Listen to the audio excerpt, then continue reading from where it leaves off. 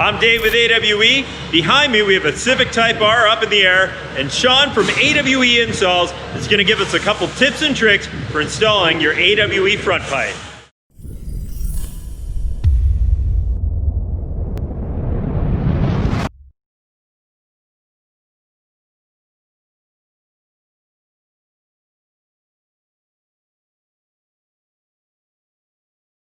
All right, now I'm ready to put the AWE front pipe in. I want to point out that I took out this motor mount bolt, but you can take out either one on this motor mount bolt as long as it gives you swing on the motor. I'm going to get the pipe,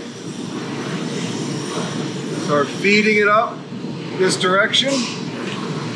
When I get to right about here, I'm going to start to twist it a little bit.